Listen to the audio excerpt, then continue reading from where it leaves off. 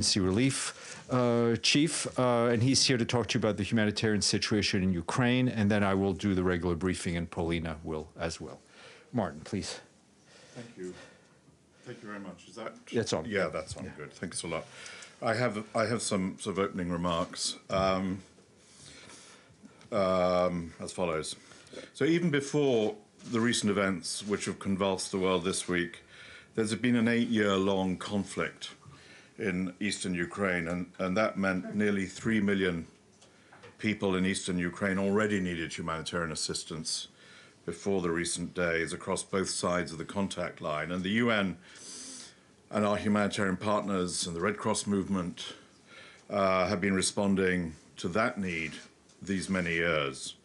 And this year alone, for example, UN-coordinated humanitarian convoys delivered over 150 tons of assistance to the most vulnerable people in the non-government controlled areas on that side of that contact line in the Donbass.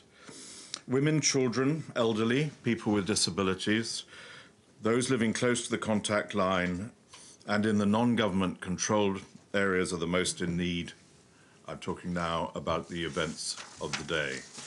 They continue to require food, shelter, healthcare, water and sanitation, and protection.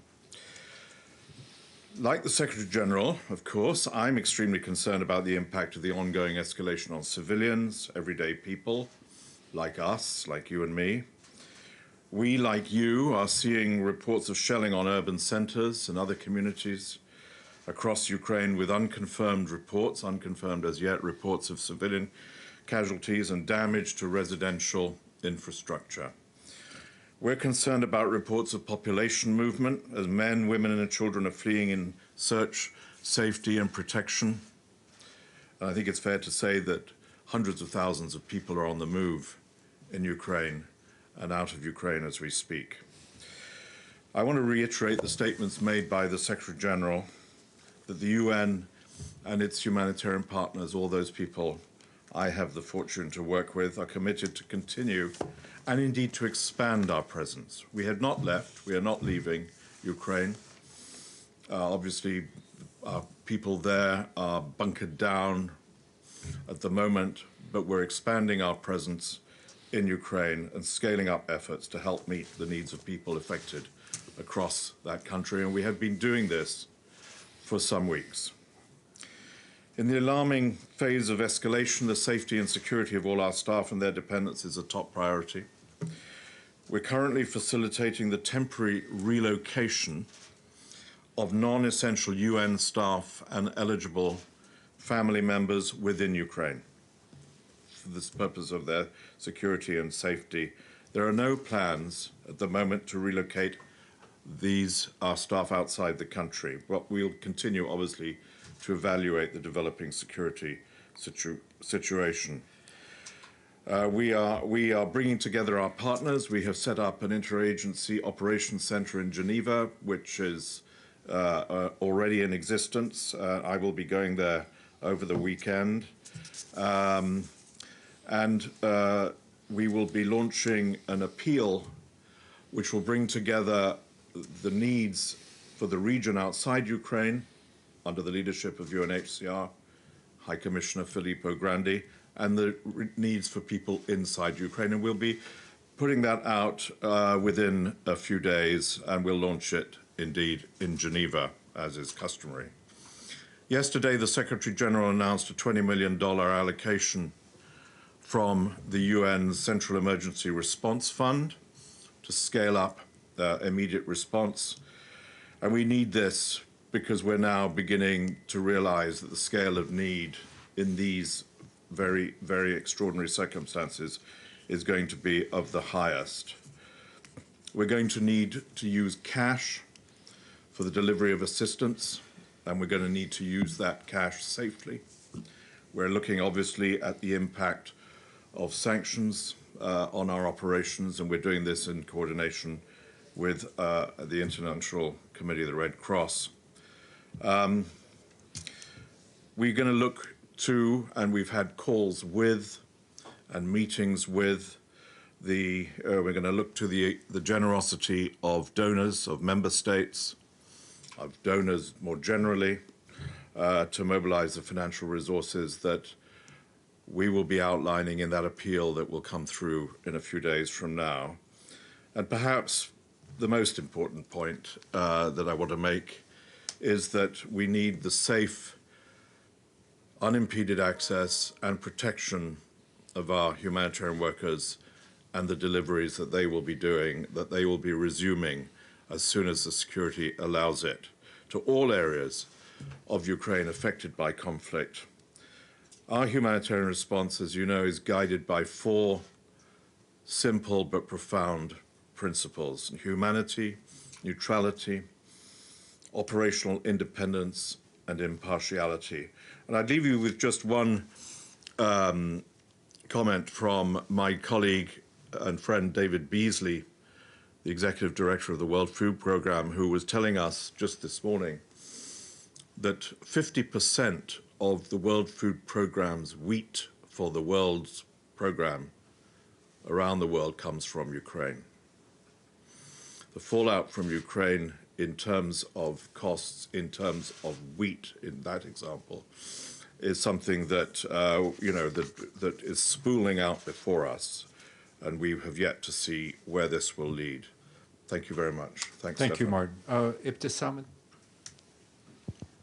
Hi, on behalf of the United Nations Correspondent Association, thank you for the briefing. My name is Ibtisam Azim from Al Arabi Al Jadid newspaper.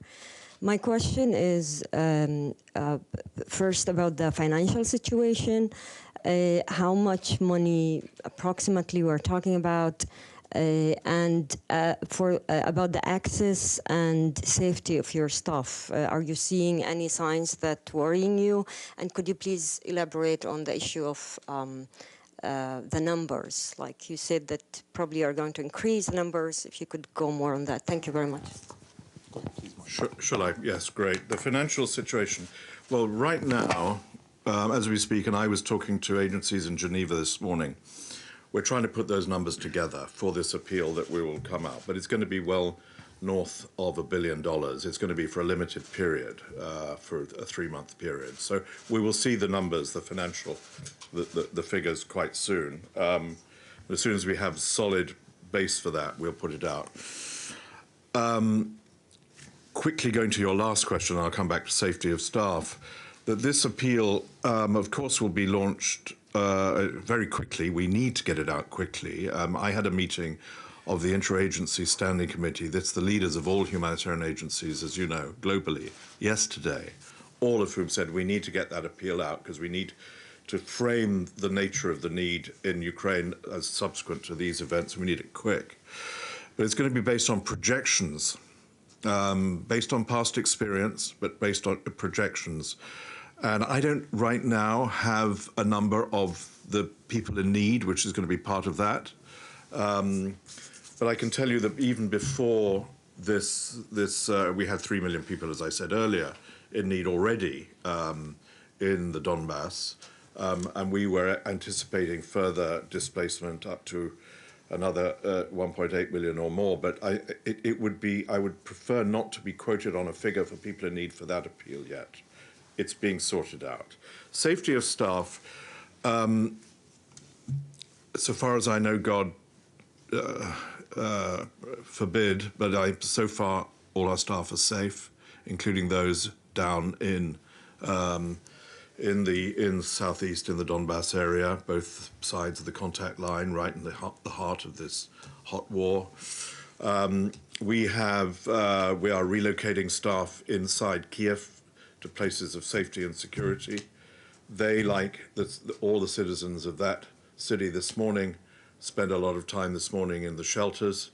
They're still very much in contact with us. We have daily, hourly contact. Just now, Osnat Lubrani, the resident coordinator, the humanitarian coordinator, was on the call with the Secretary General. So they're there, but they're keeping safe until the moment that they can get out and start to deliver assistance. But even while keeping safe, they're able to work together with the agencies, and particularly local NGOs, local partners, as we like to call them, who will be the key method of delivery of assistance, because they will know the numbers of people who need help in these coming months. So that's going on. It's a planning process of the highest importance while we are ready to move out and to deliver again. Thank you. Pam Falk? Thank you, Undersecretary General. It's Pamela Falk from CBS News. You mentioned that some of the staff, and just now again, are bunkered down a bit in Ukraine. Can you explain how, or if not quantify, at least explain how much of the aid deliveries are being delayed because no one can move things around? And second, looking at the pictures, looking from colleagues who are there, how much more, even if you can't put numbers on it and it's right in the middle, do you expect? I mean, obviously with the launch of the funding, you have some idea, but do you expect it to grow monumentally because of this? Thank you. The need, that is. Thank you. Sure. On the delay, well, so far it's day 2 of the, this particular situation. So this is not yet a factor. And we don't know, like none of us know, when we're going to get back to make sure those convoys can move, those deliveries can be made. Of course, using cash, which goes directly to beneficiaries, and we, as you know, we've been using that in Yemen, where I spent the last few years, quite extensively. Cash can be delivered by the internet, of course. So you don't need physical movement. So we don't anticipate at the moment any disturbance or delays of humanitarian supplies to those in need. We're watching it very carefully. Yes, we do anticipate very significant increases in numbers. I think, as you know, you've seen the situation much more than I. Just the extent of movement of Ukrainians is enough of a starter question for the increase in need. It's not the only question, because displacement, of course, is going to be a huge issue inside and outside the country. But we also anticipate interruptions of basic services, interruptions of pensions. We have yet to see the consequences of where this particular operation is going. And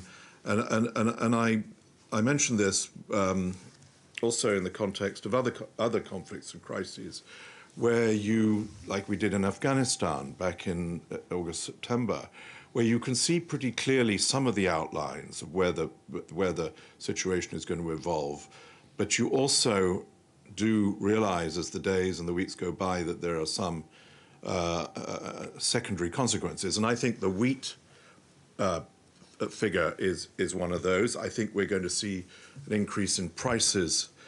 We've seen the energy prices going up, and we're concerned about that for the costs of programs in existence in other countries. We're also naturally concerned about that, about the secondary consequences, because we have some big appeals going for 2022.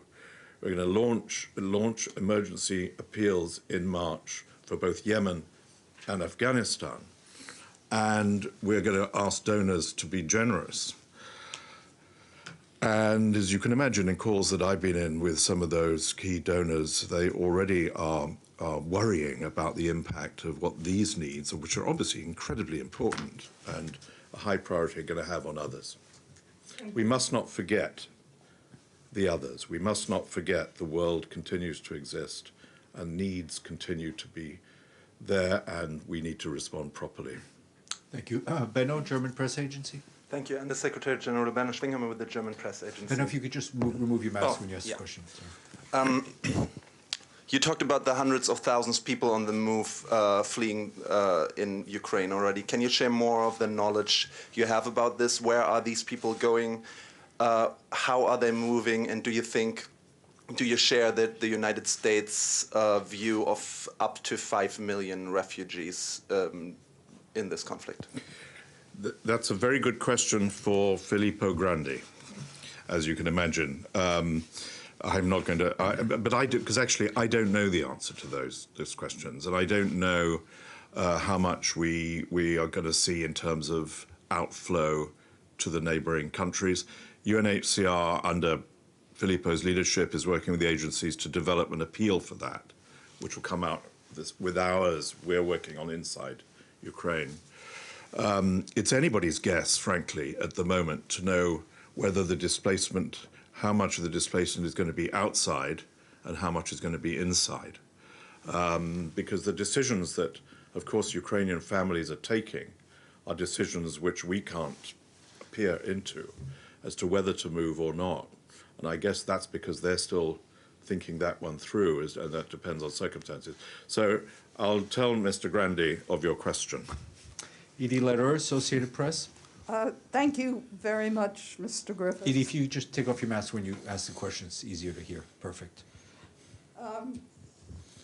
Two questions. First, is it, as you said, nobody knows how long this conflict is going to go on. Is it fair to assume that the United Nations, particularly your office, has done or is doing long-term planning in case it does last for weeks and months? And secondly, in light of the impact particularly on energy prices, which will affect countries like Afghanistan and Yemen, but also donor nations, how concerned are you that this could impact how generous donors can and will be? Good questions, Edie, as usual. On the second one, we're at the moment doing an assessment of what the secondary impact, as I put it, of the consequence of energy prices and other prices, wheat and others going up, for our humanitarian programs in the world. We are not in the business of doing an assessment of what it looks like for a donor country, but we do keep very closely in touch with them on the scale of their generosity. And I think it's going to be clearly a lot of difficult conversations are going to happen over the next weeks or months. On the planning, it's a very good question. And I had the benefit of a meeting this morning with the Ukrainian permanent representative here, who emphasized to me the need for urgency and immediacy. Act today in terms of humanitarian assistance. I said we are, but we're also, and so we are present, we have not left, we're acting today. We are putting together, however, also, in addition to that, a 3-month appeal. So that is looking at a 3-month process. If the situation changes again, and goodness knows how would we know that that may not happen, we will reprogram. We will come back and we will say this is what's happening. Even if in that 3 months we, God forbid, discover that the need becomes less than we fear, we will also come back and say that the displacement was less, or the needs are less, or the disruption is less, whatever. So we'll go out with the 3-month program, but we will keep a very close eye on seeing how it adapts to day-to-day circumstances. Thank you. Dulcie? Yeah, I was just wondering how much contingency planning had you done to anticipate this crisis? Thanks. Good question.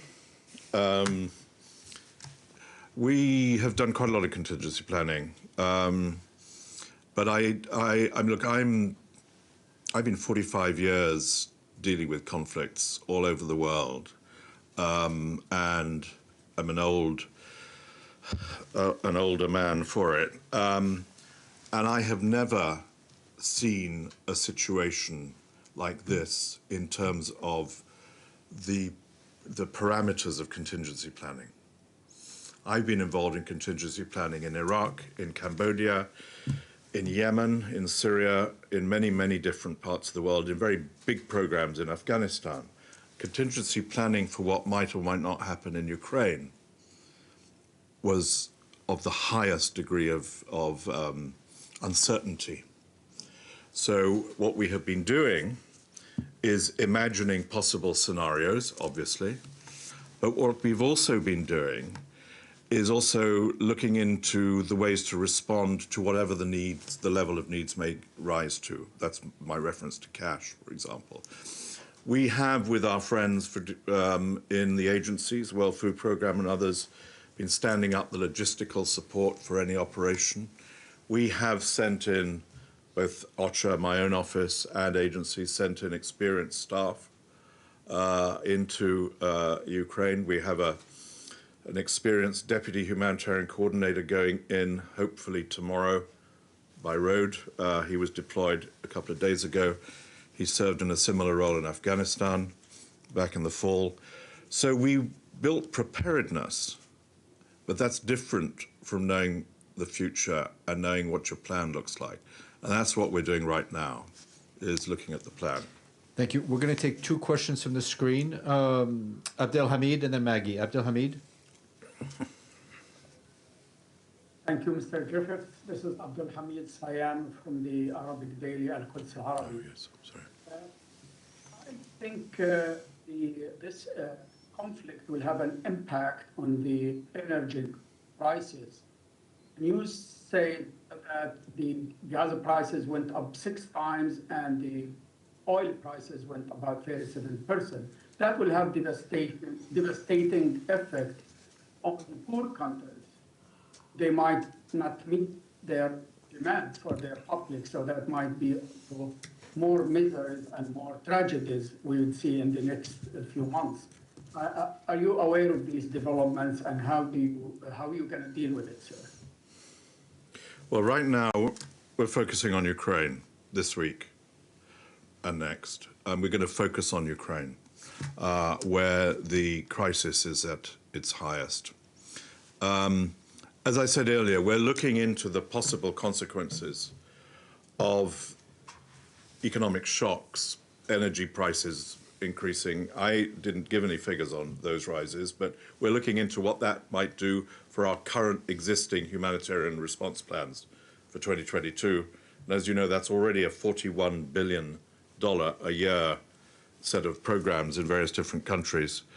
But clearly, one of the aspects, as you know better than me, of the United Nations is it's present in all countries, and staff in all countries will be looking very, very carefully at this. And other colleagues inside the Secretariat are looking already at the issue of shocks and how they may reverberate out into, as you're rightly pointing out, possible increases of poverty and destabilization.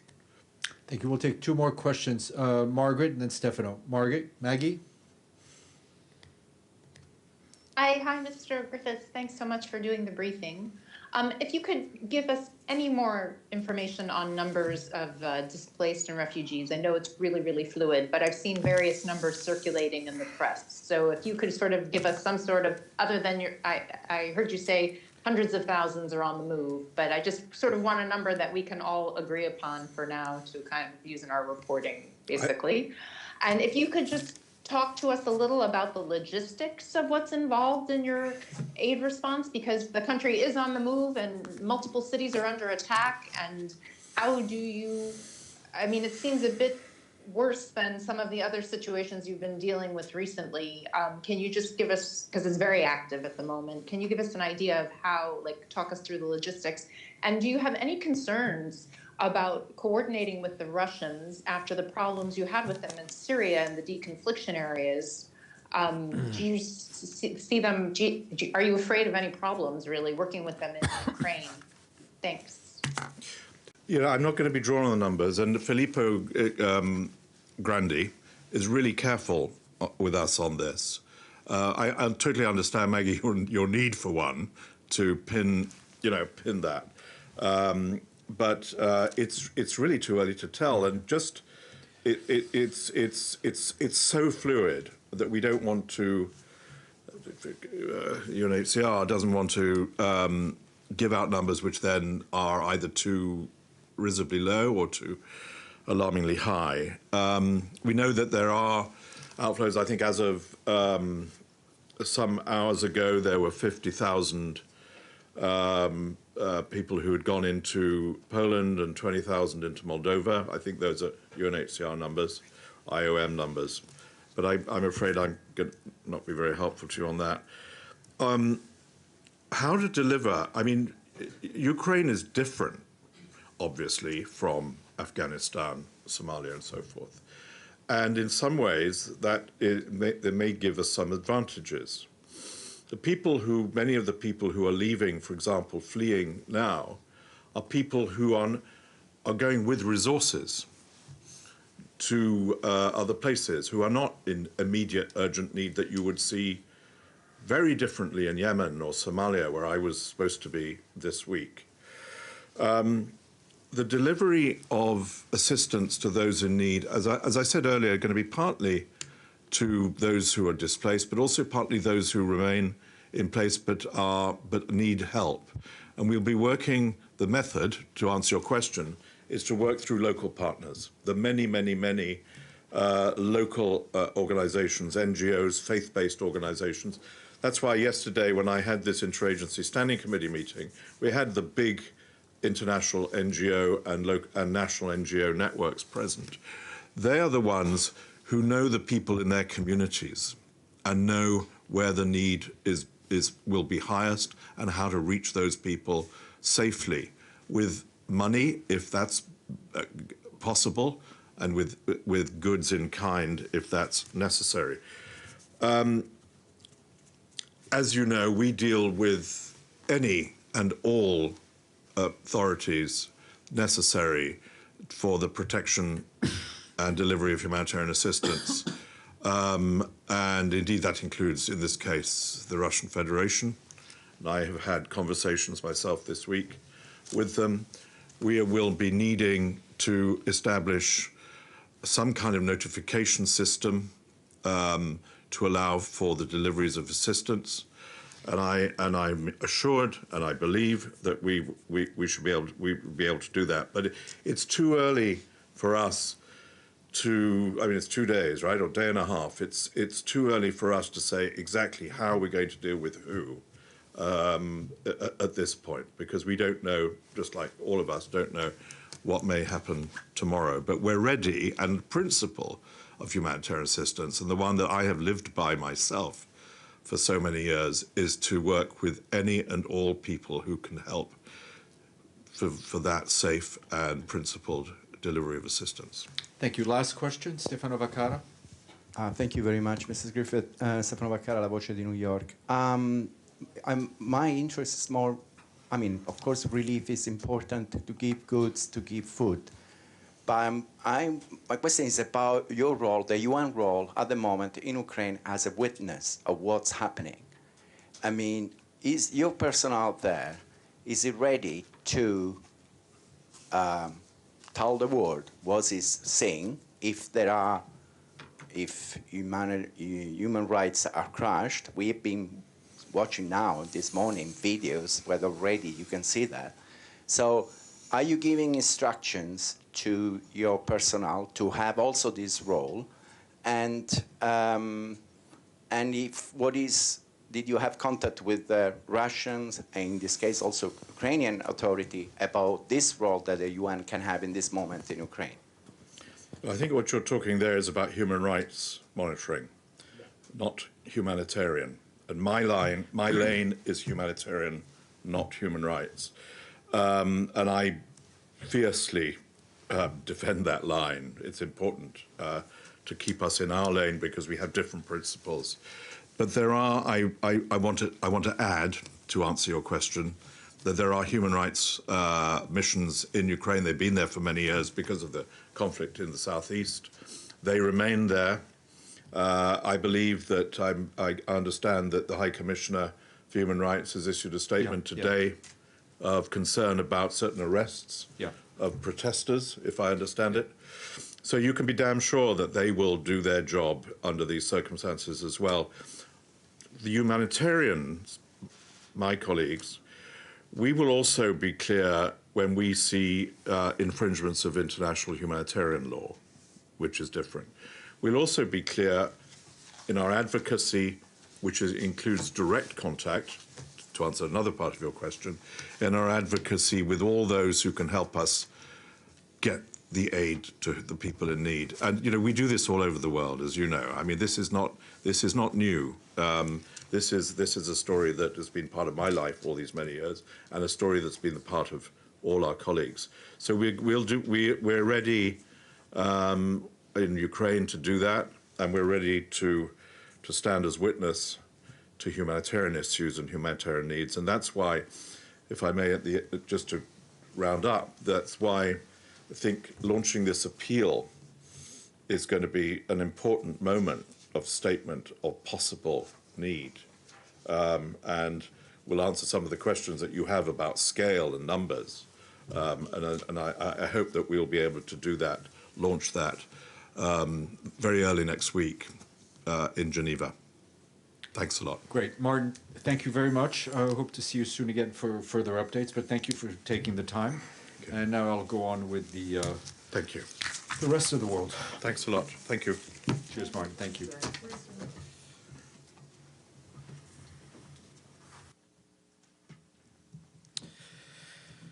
All right, thank you.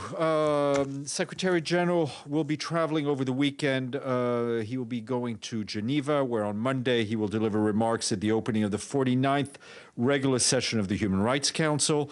Later, he will take part in a press conference to launch the new report of the Intergovernmental Panel on Climate Change, titled Climate Change 2022, Impacts, Adaptation, and Vulnerability. While in Geneva, he will also have a series of bilateral meetings. We expect him back here on Monday afternoon. And there's also a chance that he may appear in front of you later this afternoon at the Security Council stakeout. We will keep you posted on that. Jean-Pierre Lacroix, the head of our peacekeeping operations, is in the Central African Republic today, where he began a 4-day visit. He's expected to meet a number of local leaders, including the president, Faustin Archange Touadéra. He will also meet civil society representatives and people directly affected by insecurity in the country. As you may have seen, 4 of our peacekeeping colleagues arrested last Friday were released yesterday. Mankeur Ndiaye, the head of the mission, reiterated that the UN will continue to work to ensure the protection of our personnel and assets in all circumstances, and we're happy they've been released. I want to highlight 3 ongoing humanitarian situations. As I think Martin said, there are other, we are also keeping a close eye on a lot of other places. On Yemen, we want to reiterate our concern about the grave situation in the country, including the impact of the ongoing conflict, which is causing civilian casualties on a daily basis. More than 23,000 people have been displaced since the start of the year, most of them in Hudaydah, Marib, Shabwa, and Taiz governorates. They join more than 4 million men, women, and children who've been displaced across Yemen since the latest escalation got underway in 2015. Aid agencies are doing everything they can to respond to people's needs, but acute funding shortages are threatening the flow of humanitarian assistance. At the start of this year, 2/3 of major UN aid programs had already been forced to reduce or close due to lack of cash. Further cuts are on the horizon if funding is not received. As it is, food rations have already been cut by half for 8 million people. Those people may soon stop receiving food assistance from the UN altogether. We call on all donors to pledge generously at a high-level pledging conference for Yemen, which is scheduled for March 16th, co-hosted by ourselves, the governments of Sweden and Switzerland. We also urge donors to commit funds before the pledging conference to avoid any major disruption in our humanitarian operations. In Afghanistan, as we had told you, I think a group of 8 senior emergency experts from UN agencies and international NGOs have been in the country. Today, they called for urgent support to life-saving humanitarian action in Afghanistan after a 5-day mission to the country.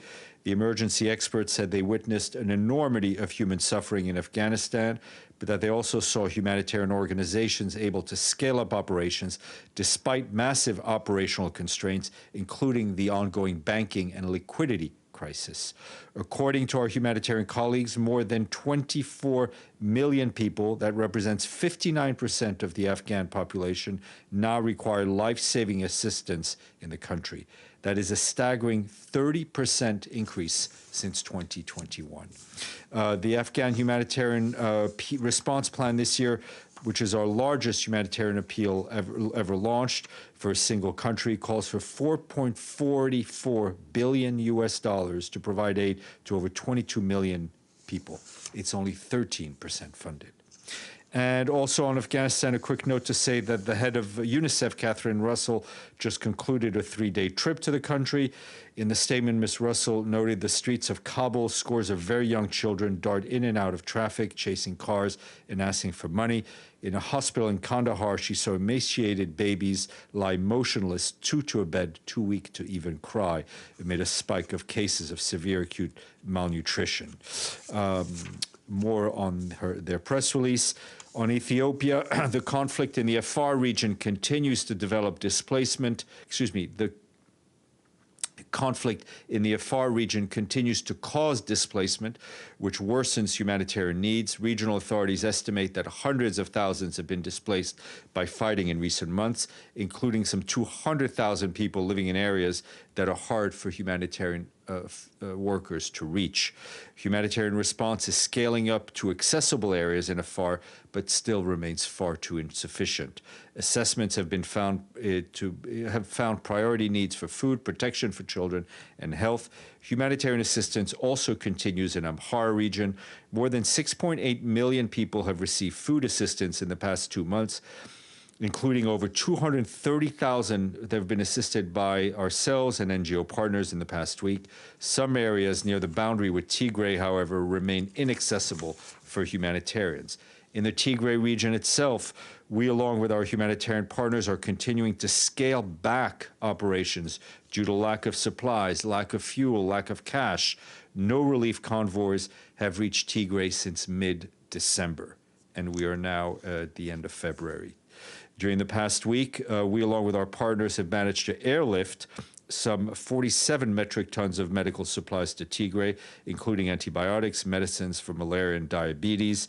But as you know, airlifts cannot replace truck convoys in terms of volume and cost. However, lack of fuel remains a major setback in Tigray as an obstacle for dispatching supplies to health facilities throughout the region. Just a quick note that you will have seen that Geir Pedersen, our envoy for Syria, briefed the council this morning. He said militarily front lines remain unshifted, but we still see all the signs of an ongoing hot conflict. Any of a number of flashpoints could ignite a broader conflagration, he warned. Mr. Pedersen said we have now set a date for convening the seventh session of the small body of the Syrian-led UN-facilitated Constitutional Committee, and that is March 21st.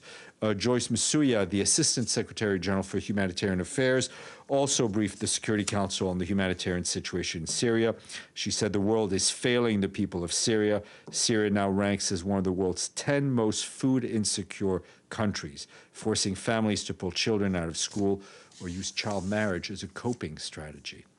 And a quick COVID update from Vietnam, where our UN team, led by the acting resident coordinator, Rana Flowers, continues to support the authorities in health and socioeconomic response recoveries due to the pandemic. The team and authorities have trained healthcare workers, provided health and nutrition services for pregnant women, mothers, and their children, provided water, sanitation, and hygiene supplies to schools and health centers.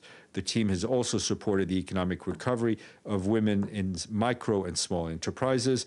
Vietnam has achieved the goal of vaccinating 100% of the targeted population, that's people 18 or above. Of all vaccines landing in Vietnam, over 51 million doses were received through the COVAX facility. And just to round up this note, on a happy note, small